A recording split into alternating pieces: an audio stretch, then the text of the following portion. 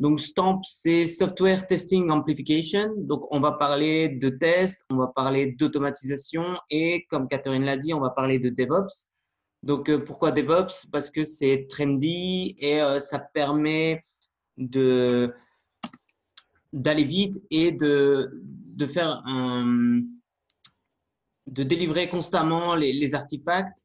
Et aussi, on a toute une automatisation. Donc, l'idée, c'est d'automatiser chacune des étapes ou un maximum afin de gagner du temps et ne pas faire intervenir des experts. Et comme je le disais au départ, donc Stamp, ça se concentre sur les tests. Donc, dans DevOps, on a aussi cette notion de test en continu, donc des tests unitaires, des tests de configuration, des tests pendant la production de l'application. Et donc, c'est justement les trois axes de Stamp. Donc, dans Stamp, on a trois axes. On a l'axe test unitaire, l'axe de test des configurations pour tester l'application dans différents environnements. Et donc là, il est écrit logging, mais c'est surtout exploiter la production pour obtenir un peu plus des tests, ce qu'ils font à l'origine. Donc, je disais amplification, STAMP, Software Testing Amplification. Qu'est-ce que c'est l'amplification? Donc, si on regarde la définition du dictionnaire, c'est augmenter l'effet ou la taille de quelque chose. Mais dans STAMP, nous, on parle de test, donc d'amplification de tests. Et donc, on va améliorer les effets des tests. Donc, comme je le disais, on a plusieurs types de tests, donc les tests unitaires, les tests de configuration ou les tests de production. Et on va chercher à améliorer des métriques, donc par exemple le code coverage ou le mutation score. Et tout ça dans un contexte DevOps. Donc, on cherche aussi à rendre tout ça automatique et vraiment simple d'usage pour que ça aille vite et que ça s'intègre bien dans le schéma de DevOps. Donc maintenant, je vais faire un rapide aperçu de ce qu'on entend pour chacun des trois axes, donc en commençant par l'amplification des tests unitaires. Donc ici, on a un test unitaire écrit en Java par un développeur, donc il a écrit manuellement son petit test qui vérifie bien ces choses. Et grâce à Stamp, on peut obtenir donc une version amplifiée de ce test, c'est-à-dire que on a plus d'assertions, donc on a une meilleure spécification de l'application.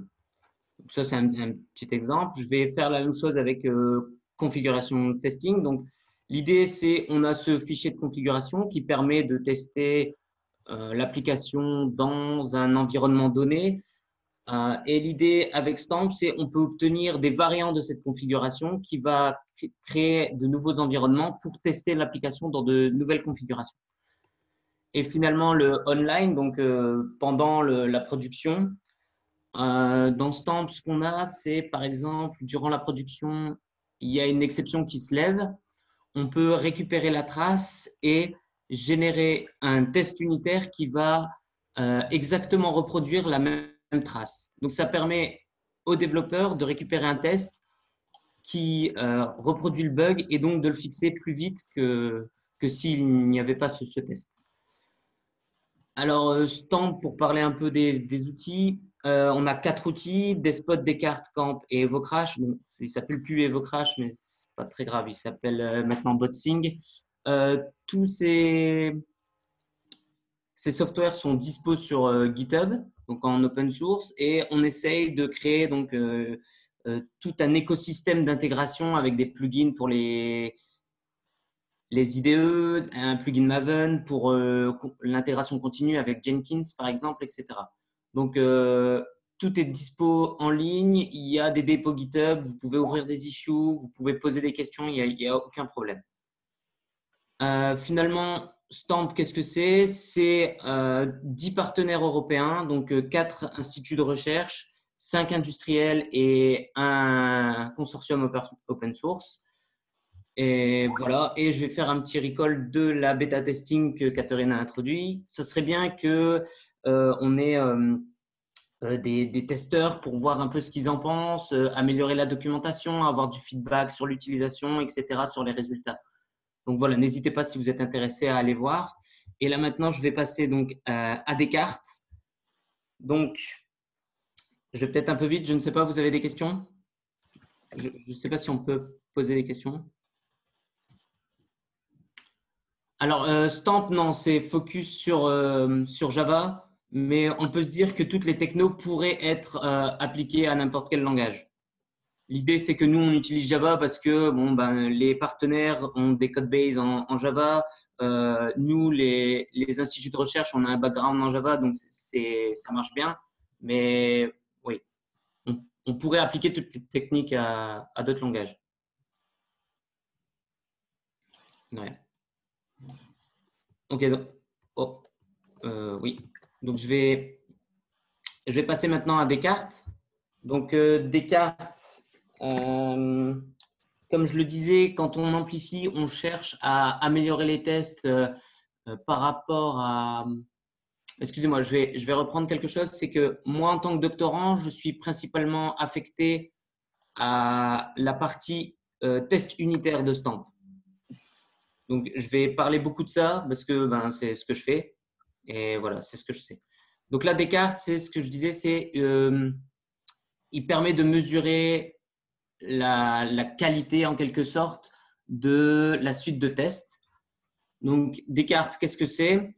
C'est un outil qui va trouver les failles de tests dans votre projet. Donc, comment il fait ça? Ça se fait en plusieurs étapes. Donc, la première étape, c'est on exécute la suite de tests. Non, j'ai un petit problème dans mes slides, désolé. Donc, quand, quand je disais les problèmes de testing dans votre projet, c'est on cherche les pseudo-tested méthodes, donc les méthodes pseudo-testées. Et une méthode pseudo-testée, qu'est-ce que c'est? C'est une méthode qui est exécutée par la suite de tests dont on a retiré le corps. Donc, tous les statements ont été retirés. Et en fait, le problème, c'est qu'aucun test n'échoue. Donc, aucun test ne détecte qu'on a retiré le corps entièrement d'une méthode donnée. Donc, ça paraît un peu bizarre et extrême. C'est justement le nom de cette technique, hein, c'est l'extreme mutation. Mais en fait, ça arrive très souvent. On le verra après dans les résultats. Donc, ici, on a un exemple d'une classe avec sa classe de test. Et en fait, on s'aperçoit que si on retire le corps de la méthode increment version, eh ben, le test n'échoue pas. Donc, ça veut dire qu'on peut retirer le corps de cette méthode et tout passe au vert. Et ça, c'est un problème de testabilité dans la suite de tests. Donc, comment ça marche? La première étape, c'est on applique la transformation. Donc, on prend une méthode, on retire le body. Donc là, typiquement, la méthode retourne void, donc on peut tout retirer. Mais si la méthode, par exemple, retourne un entier, ben, on remplace par une constante. Et ensuite, on exécute la suite de tests et on reporte les issues. Donc, on a cette capacité de fournir un rapport en HTML qui donne toutes les informations nécessaires pour régler les problèmes de testabilité. Donc, ce qu'on supporte au niveau de Descartes, c'est toutes les constant values, donc tous les types, tous les littéraux. Au niveau des objets, on peut retourner simplement nul. Et pour les tableaux, on retournera un vide. Pour les méthodes non supportées, on a premièrement les méthodes qui ne sont pas couvertes par les tests, parce qu'on ne peut pas deviner qu'elles ne sont pas testées puisqu'elles ne sont pas exécutées. Les tests générés, on ne peut pas. Les tests qui retournent déjà une constante, les getters simples, les setters simples, les méthodes dépréciées, le hashcode et les méthodes vides. Bon, tout ça, c'est un peu des détails. Donc oui, j'avais dit dans l'annonce qu'on pouvait jouer un peu avec les outils. Donc, je ne sais pas si vous avez pu installer ou si vous pouvez installer. Non? Non, bah, c'est pas grave, je vais faire moi-même la démo. Donc là, j'ai cloné en fait le dépôt fait exprès pour le hands-on de Descartes. Donc l'idée là, c'est que j'ai un petit projet, un projet Maven en fait. Et donc je peux je peux exécuter donc Descartes sur le projet Maven avec la commande. Tout est déjà configuré pour. Donc là, ce qui se passe, c'est qu'il prend toutes les méthodes, retire les corps et exécute les tests. Et il va nous fournir un rapport complet des problèmes. Donc ici, dans le dossier target, on a un pit report. Et donc, on a un premier fichier HTML ici, donc on peut l'ouvrir et voir. On a un petit rapport sur le line coverage et sur le mutation coverage. Donc, on en tue 6 sur 14. Et puis après, on peut aller voir un peu dans le détail les classes. Ici, on a une seule classe. Et en fait, on voit, par exemple, ici, on a un mutant.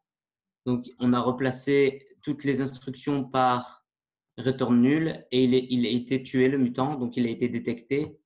Par contre, ici, quand on retire tout le corps, ce n'est pas détecté. Donc, on a un problème de testabilité ici.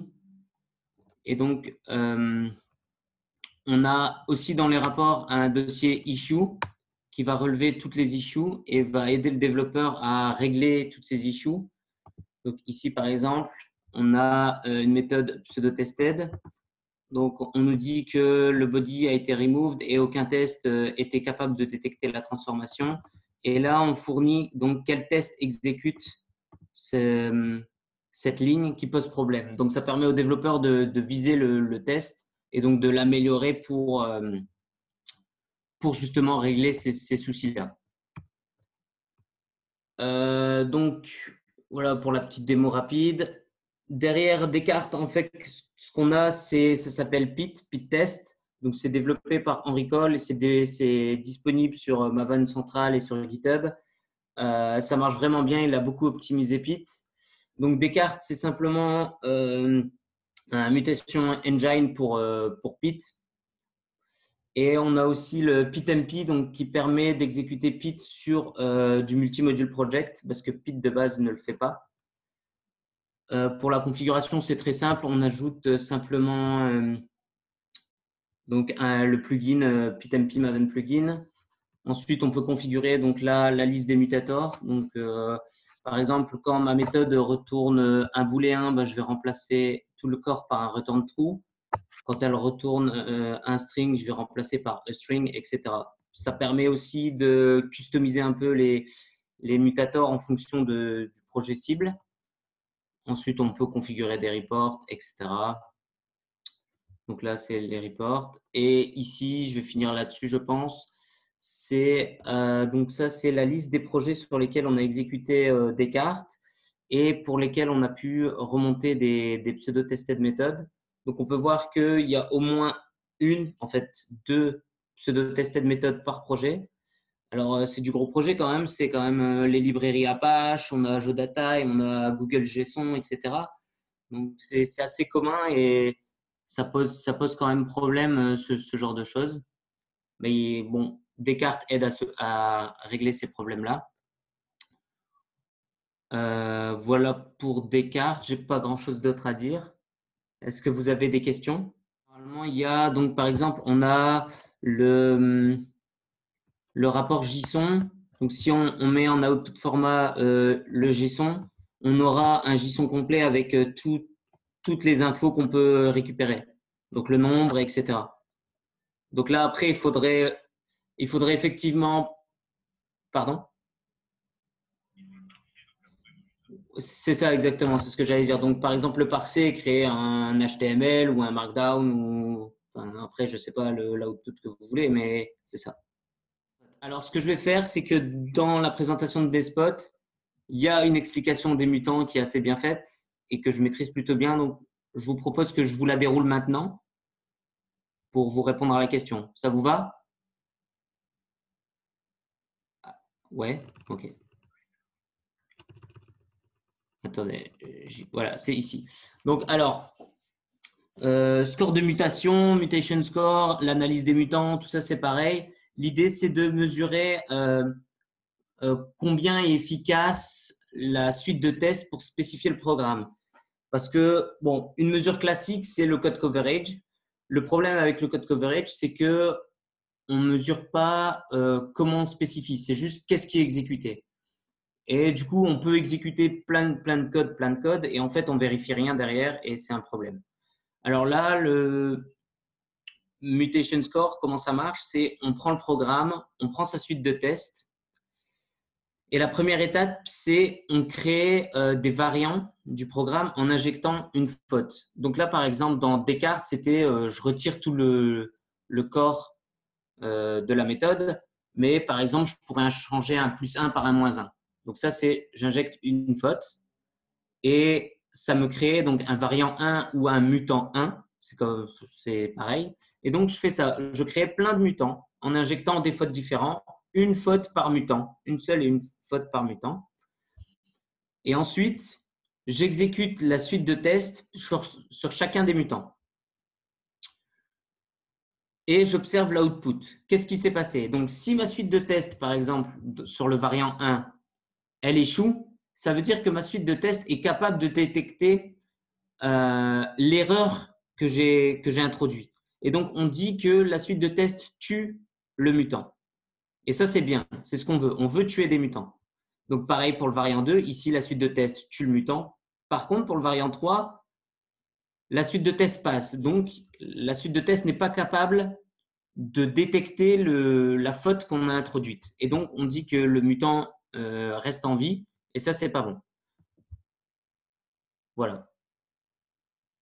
Est-ce que c'est un peu plus clair? Oui, c'est bon? Donc là, l'idée avec Descartes, c'est qu'on a des mutants, ce qu'on appelle des mutants extrêmes. Parce que les mutants classiques, c'est plus des opérations comme je change un +1 par un -1, je change un supérieur A à un supérieur ou égal, etc. Dire que Descartes, lui, il prend une méthode et il retire tout le corps. Et ça, c'est une mutation extrême.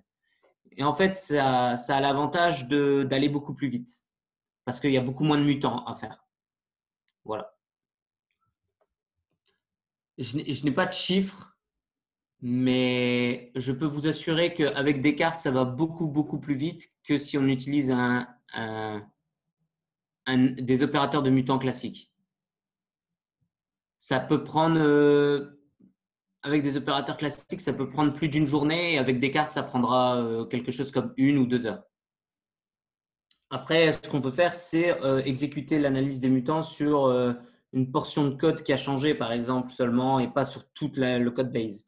Donc ça, on peut choisir, on peut viser qu'est-ce qui a changé, par exemple. Donc, imaginons qu'on ait un commit qui arrive, il y a eu des changements, on recalcule le mutation score par rapport à cette portion de code qui a été changée, plutôt que tout. Là, ça prend du sens de le mettre dans une intégration continue. Et donc, comme on mute pas tout le programme, on a beaucoup moins de mutations et du coup, ça va plus vite. Mais voilà. Merci Pierre-Yves pour le retour d'expérience avec les chiffres. C'est important. Merci. Je passe à la suite maintenant. Oui. OK. Donc là, je vais parler de Despot. Donc là, l'idée, c'est vraiment un peu ce que j'ai présenté au tout début quand je parlais de Stamp. Donc, on part des tests existants et on va obtenir de nouveaux qui sont un peu meilleurs. Et je vais commencer directement avec une petite démo. Et donc, ce petit use case, donc on a un développeur qui fait un commit et donc on a l'intégration continue qui est trigger et qui va vérifier que si tout va bien ou pas. Donc, où est-ce que j'ai mis mon terminal? Il est là. OK. Donc, on est là, on est dans cette… Est-ce que c'est assez grand? Oui? OK, donc il y a mon terminal ici, j'ai mon application, ça s'appelle Taverne. Je suis sur la master branch. Et du coup, bon, premièrement, je vais vérifier que ma master, elle est correcte en exécutant les tests. Voilà, tout va bien. Et j'ai un développeur qui fait un petit refactor. Donc, a priori, ça ne devrait pas changer le comportement. Donc, ça devrait être bon. Donc, je vais exécuter les tests aussi. Bon, vous vous en doutez, tout va bien. OK. Mais nous, on est meilleurs. Nous, on a on a le jar des spots, donc avec quelques options ici. Donc là, les propriétés, ça décrit un peu le projet. Itération 2, donc apparemment, on va itérer 2 fois. Test, donc là, on va focus la test class main test. --cases, donc on va focus le test unitaire test. On va utiliser un amplifier qui s'appelle test data mutator. Donc lui, il va changer je vais en parler après. Test criterion, donc on va utiliser Pit. Donc Pit et Descartes, verbose, bon voilà. Donc là, je vais lancer ça et je vais revenir à la présentation un petit peu pour vous dire qu'est-ce qui est en train de se faire derrière. Donc, comment ça marche des spots? Le principe, c'est on a un programme et on a sa suite de tests et on a aussi le critère de test qu'on veut améliorer. Donc, dans notre cas, là derrière, c'est le mutation score. Et donc, on donne tout ça à des spots et des spots, il va nous donner une suite de tests amplifiés. Donc, et la suite de tests amplifiés, qu'est-ce qu'elle fait? Elle améliore le critère de test. Donc, normalement, à la fin de l'amplification, je devrais tuer plus de mutants que la suite de tests au début. Ça va? Donc, là, il est un peu long. Je ne sais pas pourquoi. Donc là, il s'exécute. Ici, on pouvait voir Pit. Ici, ça, c'est Pit qui s'est exécuté.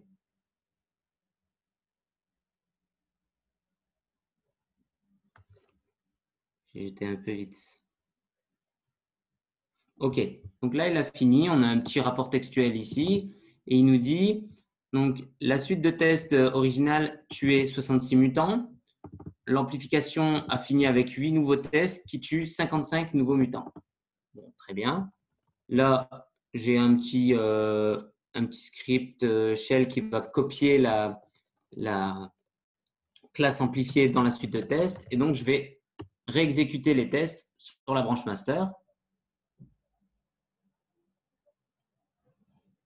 Voilà, donc on a bien la test amplifiée ici, ampl main test, qui est la version amplifiée de main test.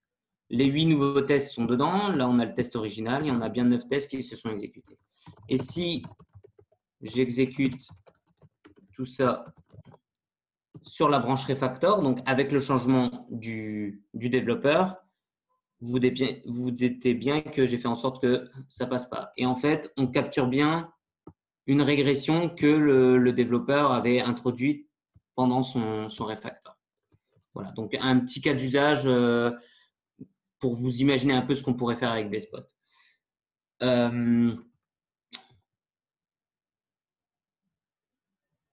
OK.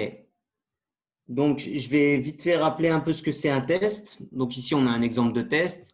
Donc, la partie en bleu, c'est l'input qui est responsable de mettre le programme dans un état spécifique qu'on va vérifier avec la partie en vert ici qu'on appelle l'oracle. Donc, on vérifie bien que si j'ai la partie en bleu, alors la partie en verte est vraie. Donc, comment des spots fonctionnent? Des spots, ils travaillent au niveau du test unitaire et ils fonctionnent en 3 étapes. Donc, l'input modification, la génération d'assertion et la sélection selon un critère de test. Donc, on va aller à travers les 3 et on va commencer par l'input modification. Donc, je reprends le petit exemple là avec les tacos et Benjamin qui en mange. D'ailleurs, oui, j'ai faim, hein, il est midi. Donc, l'idée ici, c'est de créer un nouveau état du programme qui n'était pas testé avant en modifiant le test. Donc, par exemple, je vais prendre le method call ici et je vais le retirer et ça va me créer un nouvel état. Donc, avant, j'avais que Benjamin avait faim était faux et Benjamin était content était true. Et quand je retire le method call à it, j'ai que Benjamin a faim est vrai et Benjamin n'est pas content. Voilà, donc ça, c'est la première étape. Et l'idée, c'est on a plein de input amplifiers, donc des opérateurs qui changent l'input du test. Donc, par exemple, ça va générer des nouveaux objets, ça va générer des nouveaux appels de méthode, ça va modifier les littéraux. Je vais remplacer toutes les strings par des random strings. Je vais faire des +1 sur tous les sur tous les entiers, par exemple. Ensuite, on passe à la génération d'assertions.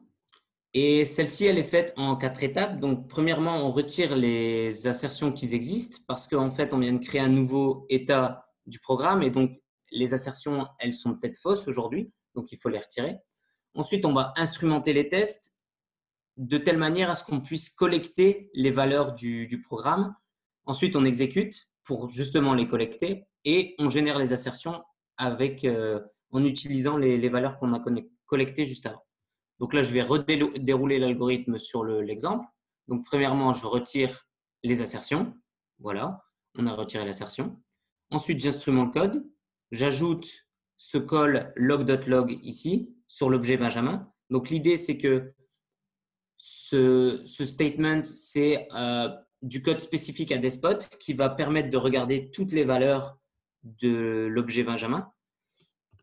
Ensuite, on l'exécute justement pour mettre le programme dans l'état spécifique par rapport à l'input et récupérer les valeurs. Et donc là, on observe nos deux booléens, is angry and is happy, true et false. Et à la fin, on génère les deux nouvelles assertions qu'on peut générer. Donc, on aura assert true, Benjamin is angry, assert false, Benjamin is happy. Donc, pour résumer, on est parti du test en haut et on a obtenu le test en bas en retirant un méthode call et en générant deux nouvelles assertions. Voilà comment ça marche l'amplification des tests. Le problème, c'est que là, si j'applique ça avec plein d'opérateurs de mutation, d'amplification d'input pour les tests, je vais en obtenir des tonnes, des 10 000, 20 000, je ne sais pas. Mais ce n'est pas intéressant d'avoir tout cela. Ce qui m'intéresse, c'est ceux qui augmentent le critère de test. Donc, là, je vais passer parce que c'était les…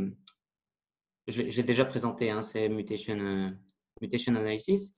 Donc, comment on utilise le score de mutation dans Despot? La première étape, c'est calculer le mutation score à l'origine. Donc, on prend la suite de tests avant l'amplification et on calcule le mutation score. Donc là, ce qu'on peut voir, c'est qu'on tue 3 mutants et il y en a 2 qui restent en vie.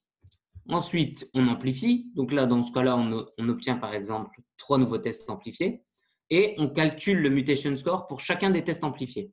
Et on obtient ça. Donc là, pour le premier test amplifié, on va le garder parce qu'il tue ce nouveau mutant-là par rapport à celui-là. Pour le deuxième test amplifié, on va le garder aussi parce qu'il tue ce mutant-là qui n'était pas tué avant, malgré qu'il tue beaucoup moins de mutants. Et finalement, le troisième test amplifié, on ne va pas le garder parce qu'il tue exactement les mêmes mutants que la test avant amplification. Finalement, on compose tout ça dans une suite de tests amplifiés et on obtient le nouveau mutation score qui est là 100%. Voilà. Une fois qu'on a fait ça, on a, comme je le disais au début, un itération. Donc, on peut itérer plusieurs fois pour faire plus de boucles et du coup, ça va stacker les input modifications. Et on va explorer l'ensemble, on va explorer plus les solutions des tests qu'on a. Et donc, potentiellement obtenir de nouveaux résultats. Voilà. Là, pareil, l'idée, c'était de faire un hands-on.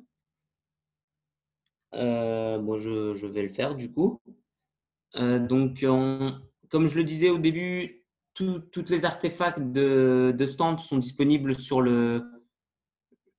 l'organisation Stamp Project. Et donc là, on a le Despot, on a le Despot Hands-on. Et il suffit d'utiliser le…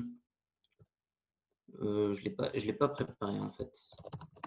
C'est rien, on va le faire. Ok, donc là, je vais exécuter Despot sur le programme DL. Donc, ce programme, c'est un toy project développé par Stamp qui nous permet justement d'essayer nos artefacts. Et donc là, je vais donc amplifier ce projet-là.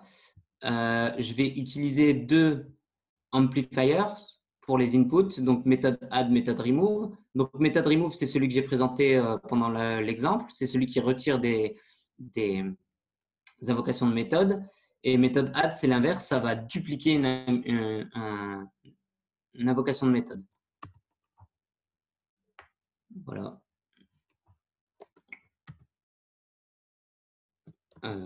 Oui. Donc voilà. Pendant que ça s'exécute, je ne sais pas, vous avez des questions? Suivant le test unitaire, on aura plus ou moins l'espace. Donc, c'est un voisinage. Hein, donc, on a une solution de départ et on applique des transformations pour explorer le voisinage. Suivant les tests unitaires, on a des plus ou moins grands voisinages. Oui, effectivement. Donc, ça peut prendre plus de temps. Mais après, on peut dire que je ne veux pas utiliser tous les input amplifiers. Donc, ça ne va pas explorer dans toutes les directions en même temps et aller petit à petit, par exemple.